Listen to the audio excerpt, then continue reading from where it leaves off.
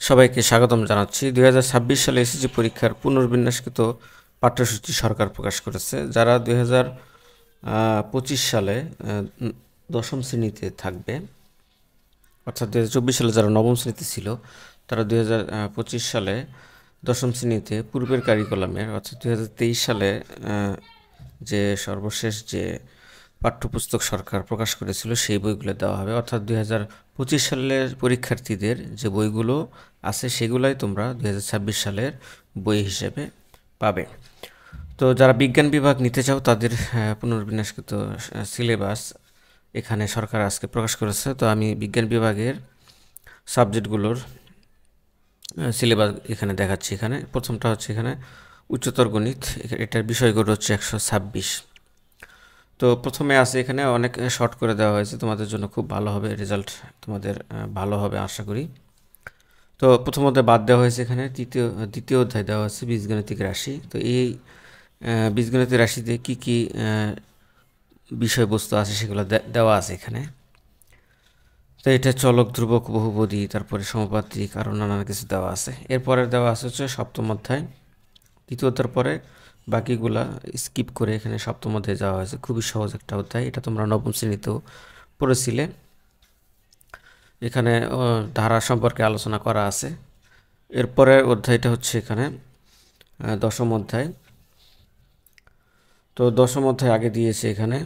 দশম অধ্যায়ে দ্বিপদী বিস্তৃতির বর্ণনা দেওয়া আছে। এরপরে আছে হচ্ছে অষ্টম অধ্যায়, অর্থাৎ ত্রিকোণমিতিক আংশিক দেওয়া আছে এখানে। এখানে বিভিন্ন কোণের ত্রিকোণমিতিক অনুপাত পাঠ থেকে অধ্যায়ের শেষ পর্যন্ত এখানে বলা আছে এখানে।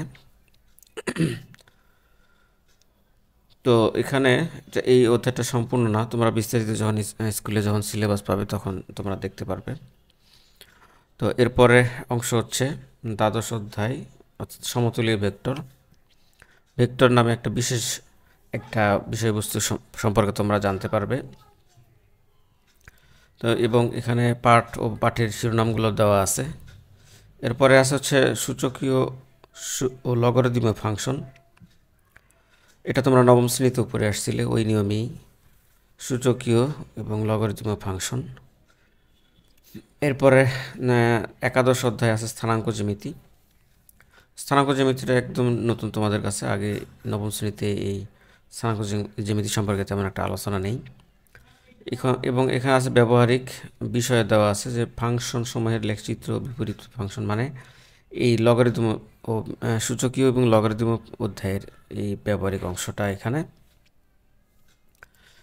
এখানে তিনটা ব্যবহারিক দেওয়া আছে। এই ব্যবহারিক বই যখন তোমরা কিনবে তখন এই ব্যবহারিক অংশটা তোমরা ওখান থেকে লিখে নিতে পারবো, বা শিক্ষক তোমাদের এই ব্যবহারিক অংশ সম্পর্কে বিস্তারিত আলোচনা করবে।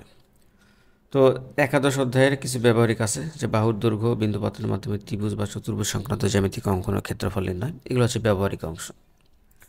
এরপরে আরেকটা অংশ আছে সম্ভাবনা, চতুর্দশ অধ্যায়। তো এখানে বিষয়বস্তুগুলো এখানে দেওয়া আছে। চতুর্দশ অধ্যায় মানে সম্ভাবনা, খুবই সহজ একটা অধ্যায়। তো এই হচ্ছে উচ্চতর গণিতের মোটামুটি সিলেবাস। এরপরে হচ্ছে রসায়ন বা কেমিস্ট্রি বলে ইংরেজিতে। এটার বিষয়কোড হচ্ছে 137। তো প্রথম হচ্ছে তৃতীয় অধ্যায়, প্রথম দ্বিতীয় অধ্যায় বাদ দিয়ে দিয়েছে, তৃতীয় অধ্যায়, এবং এখানে পাঠের বিষয়বস্তুগুলো দেওয়া আছে এই পাশে। এরপরে আছে হচ্ছে চতুর্থ অধ্যায়।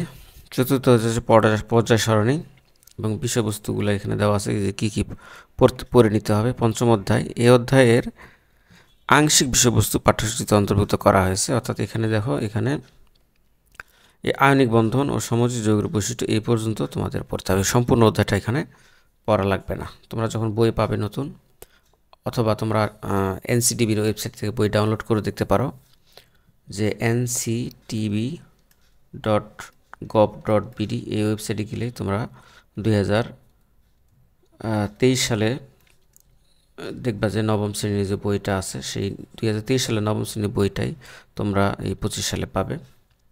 24 সালে নবম শ্রেণীর যে বই সেগুলো কিন্তু তোমরা পড়ে এসেছো। এরপরে কিন্তু 23 সালের পরে কিন্তু আর এই বইগুলো আর পাবলিশড হয় নাই। এই 23 সালের বই তোমরা এই 25 সালে পাবে। 23 সালের বই তোমরা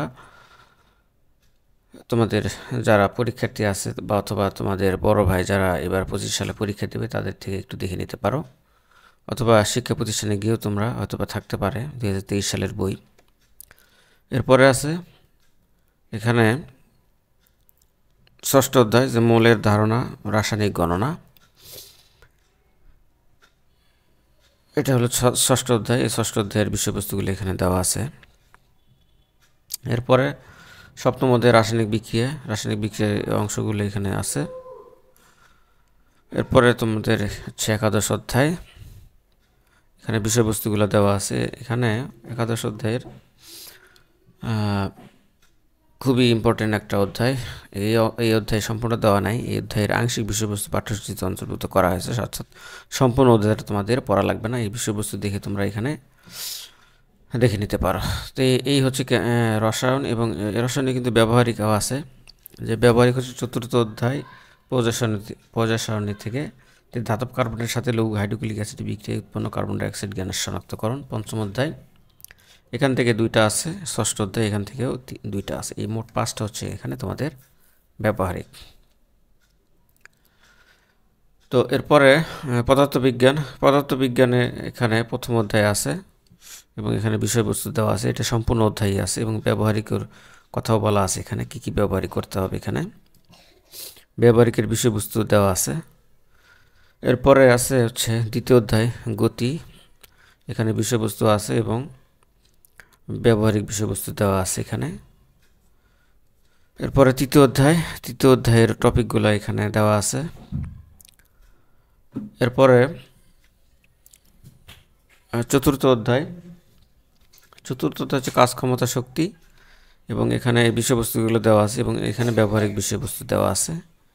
এরপরে সপ্তম অধ্যায়ের বিষয়বস্তু এখানে দেওয়া আছে। পরের পেজে যাই, এখানে এগুলো হচ্ছে সপ্তম অধ্যায়ের বিষয়বস্তু। এরপর আছে অষ্টম অধ্যায় আলোর প্রতিফলন, খুবই সহজ একটা অধ্যায় এবং এই বিষয়বস্তুগুলো দেওয়া আছে, অর্থাৎ সম্পূর্ণ অধ্যায়ই দেওয়া আছে এখানে। এরপর আছে দশম অধ্যায় এখানে বিষয়বস্তুগুলো দেওয়া আছে। স্থির বিদ্যুতের টপিকগুলো এখানে দেওয়া আছে। দশম অধ্যায় হচ্ছে স্থির বিদ্যুৎ, এবং শেষে এখানে ব্যবহারিক দেওয়া আছে। ব্যবহারিক কী দেখো, ব্যবহারিক স্লাইড ক্লিপাস দিয়ে কোনো কিছু দৈর্ঘ্য প্রস্থ উচ্চতা মেপে তার আয়তন বের করা, ঢালু তলের উপরে গড়াতে থাকা বস্তুর গড় দ্রুতি নির্ণয় করা, শিক্ষার্থীর শারীরিক ক্ষমতা বের করা। তাহলে এখানে বলছে তত্ত্বীয় ক্লাসের সাথে সাথে উল্লেখিত সময়ের মধ্যে ব্যবহারিক কাজ সম্পন্ন করতে হবে। তো এরপরে আছে হচ্ছে জীববিজ্ঞান বা ইংরেজিতে বলে বায়োলজি, এটার বিষয়গুলো হচ্ছে 138। তো জীববিজ্ঞানের প্রথম অধ্যায়টা আছে, দ্বিতীয় অধ্যায়ও আছে। এরপরে আছে হচ্ছে তৃতীয় অধ্যায়, এগুলো হচ্ছে দ্বিতীয় অধ্যায়ের বিষয়বস্তু। এরপরে হচ্ছে চতুর্থ অধ্যায় আছে। এরপরে আছে হচ্ছে একাদশ অধ্যায়। এরপরে আছে দ্বাদশ অধ্যায়। ত্রয়োদশ অধ্যায় আছে এখানে। এরপরে আছে সর্বশেষে ব্যবহারিক বিষয়বস্তু হচ্ছে এগুলো। এখানে একটা বিশেষ দ্রষ্টব্য দেওয়া আছে, একাদশ অধ্যায় জীবের প্রজনন আংশিক। এই অধ্যায় থেকে উদ্ভিদ প্রজনন সম্পর্কিত মোট 3টি শিকড়, ফল ও সংশ্লিষ্ট বিষয়বস্তু অন্তর্ভুক্ত করা হয়েছে।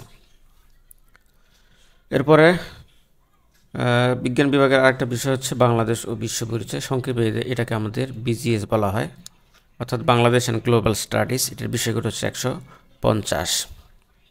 তাহলে এখানে অধ্যায়ে দেওয়া আছে, দ্বিতীয় অধ্যায় দেওয়া আছে, এখানে তৃতীয় অধ্যায় দেওয়া আছে। এরপরে আছে হচ্ছে ষষ্ঠ অধ্যায়, তারপরে দশম অধ্যায়, এরপরে আছে একাদশ অধ্যায়, এরপরে হলো ত্রয়োদশ অধ্যায়। এই হচ্ছে তোমাদের 2026 সালে পরীক্ষার্থীদের, বিজ্ঞান বিভাগ যারা নেবে তাদের বিজ্ঞান সাবজেক্ট অংশগুলোর সিলেবাস।